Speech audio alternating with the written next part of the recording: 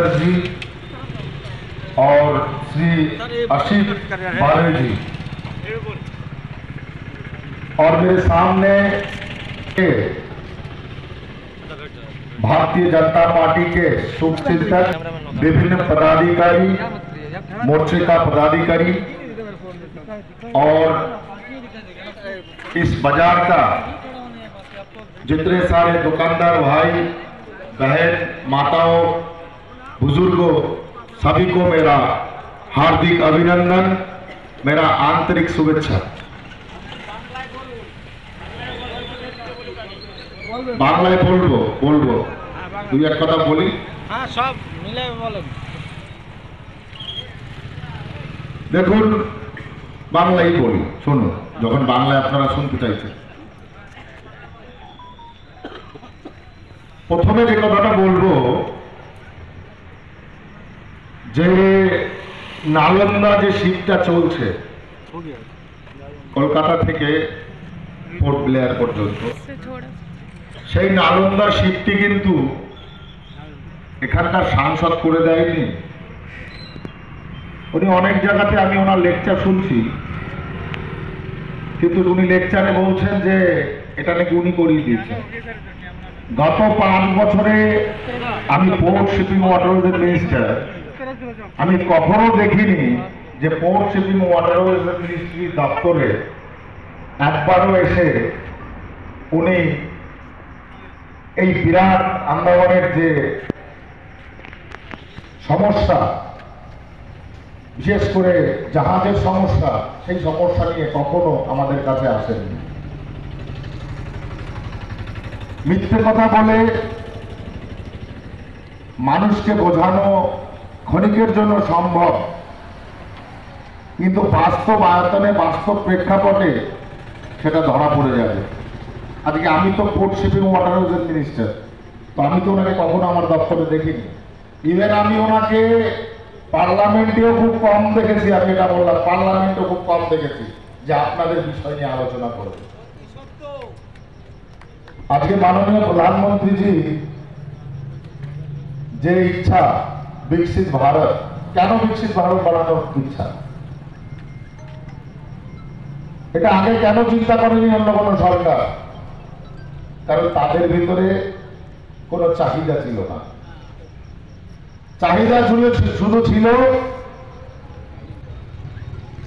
ফ্যামিলিকে কি করে রাজনৈতিক সুবিধা পাইয়ে দেওয়া যায়, পরিবারতন্ত্রকে কিভাবে বাড়াবা দেওয়া যায়, বাড়িয়ে চলা যায়। এই 65 বছর ধরে সেটা চলেছে। আজকে দিল্লিপুরে যারাই এখানে আছেন, 47 সালে দেশ ভাগের পরে সকলে এখানে এসে সেই অন্ধকার পরিবেশে আপনাদের দেশের মাটি ছেড়ে এসে থাকতে হয়েছে কিনা? কি কষ্ট করতে হয়েছে আপনাদের বাপ ঠাকুর দাদা? এটা কার জন্য? এটা নেহেরু আর কে? গান্ধী না, পাকিস্তানের প্রথম প্রধানমন্ত্রী জিন্নার জন্য। এক দেশ 2 প্রধানমন্ত্রী হতে পারে না, এক দেশ 2 ঝান্ডা হতে পারে না। তাই দেশকে চক্রান্ত করে দেশকে ভাগ করেছিল এই জওহরলাল নেহরু আর জিন্না। জওহরলাল নেহরু ভারতবর্ষের নাগরিক, ভারতবর্ষের প্রথম প্রধানমন্ত্রী হয়েছে, আর জিন্না পাকিস্তানে। আর তাতে বলি হয়েছে বাংলাদেশের অগণিত নমশূদ্র সম্প্রদায়ের মানুষ, মতুয়া সম্প্রদায়ের মানুষ, তাদেরকে ভারতবর্ষের সেই সমস্ত এলাকাতে পৌঁছে দেওয়া হয়েছে যেখানে বাঘ, সিংহ, ভালুক, কুমির এরা বাস করছে, সেই সমস্ত জায়গাতে তাদের থাকতে দেওয়া হয়েছে। আমাদের প্রথম দিকে কষ্ট হলেও আমাদের কিন্তু লস হয়নি। গুরুচাঁদ ঠাকুরের সেই কথা যে মতুয়া রাজা হবে, মতুয়ারা সমাজে সেই সমস্ত চিন্তা ভাবনা করবে যে চিন্তা ভাবনার দর্শনে মানুষ আদর্শিত হবে। তাই তো মাননীয় প্রধানমন্ত্রীজি ছুটে গেছেন শ্রীরাম ঠাকুরনগরে কোথায় ছুটে গেছেন শ্রীরাম ওরাকান দিতে। আমাকে উনি বলছেন ভারতবর্ষের প্রথম আন্দোলনের পটভূমিকা এখান থেকে শুরু হয়েছিল। আন্দোলনের কথা আমি আর এখন বলবো না, তাহলে গুরুচাঁদ ঠাকুরের অনেক কথা চলে আসবে, রাজনৈতিক কথা তাহলে আর বলতে পারবো না। তাহলে সেখান থেকে আন্দোলন শুরু হয়েছিল ভারতবর্ষে। সেই আন্দোলনের মাটিতে আমি দাঁড়িয়ে আছি, দেখিয়ে মেয়েরা রোম কিতনা খাড়া হয়ে গেছে। তো সেই জায়গা থেকে কংগ্রেসের যে চক্রান্ত, আমি চক্রান্তের কথা বলতে চাইছি। হাজার হাজার লাখ লাখ মানুষ পশ্চিম পাকিস্তান পূর্ব পাকিস্তান থেকে ভারতে এসছে, যাদের পুকুর ভরা মাছ, ধানের গোলা ভরা ধান, 30, 40, 50 বিঘা করে জমি, শস্য শ্যামলা, সুজলা সুফলা শস্য শ্যামলা তাদের পরিবেশ ছিল। সেই জায়গা থেকে কুমিরের মুখে এখানে এসে পড়তে হয়েছে। সেই চক্রান্ত 65 বছর ধরে ভারতবর্ষে চলে এসছে এবং পরিবারবাদকে জায়গা দেওয়ার জন্য তাদের রাজনীতি করা। রাজনীতি শুধু সরকার চালাতে হয়, তাই সরকার চালিয়েছে। বিকাশের কথা ভাবেনি, সাধারণ মানুষের কথা ভাবেনি। আজকে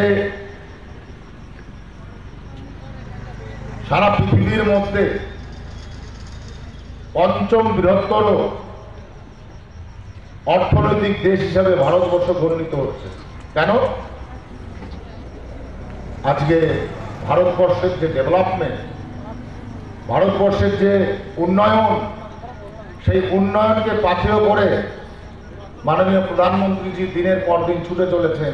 কখনো আমেরিকা, কখনো ইংল্যান্ড, কখনো রাশিয়া, কখনো সুইডেন, কখনো আপনার পাপুয়া নিউ গিনি, কখনো অস্ট্রেলিয়া, কখনো জাপান, কখনো সৌদি আরব।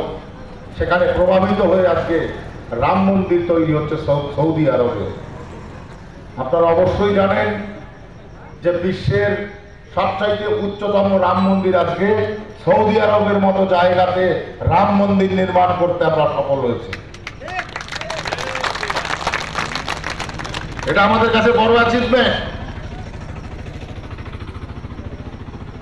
কংগ্রেস জামানাতে 2014 সালের আগে মানুষের মাথা পিছু ইনকাম ছিল 70 পয়সা। বর্তমানে সেই জায়গাকে বিকশিত ভারতের আয়ত্তে এনে মাননীয় প্রধানমন্ত্রীজির নেতৃত্বে 1 টাকা 80 পয়সা ইনকাম তৈরি করেছেন মাননীয় প্রধানমন্ত্রীজি। ভাবতে হবে আমাদের 140 কোটি মানুষ, সেই 140 কোটি মানুষের মধ্যে 1 টাকা 80 পয়সা, পুরো 80 পয়সার 1 টাকাকে বাড়ানো চারটিখানি বিষয় নয়। আগামী বিকশিত ভারত 2047-এ মাননীয় প্রধানমন্ত্রীজির চিন্তা তৃতীয় বৃহত্তর অর্থনৈতিক দেশ হিসাবে দেশকে গড়ে তুলবে। এখন তৃতীয় বৃহত্তর দেশ হিসেবে জাপান আছে, প্রথমে আছে আমেরিকা, তারপরে আছে চায়না, তারপরে জাপান। জাপানকে ছাপিয়ে আমরা চলে যাব 5 ট্রিলিয়ন অর্থনৈতিক আমাদের যে সাফল্যতা, সেটাই হবে আমাদের দিনে আগামী দিনের জন উন্নয়নের মূল ধারা, মূল প্রকল্প। তার জন্য দেশের বিভিন্ন স্থানে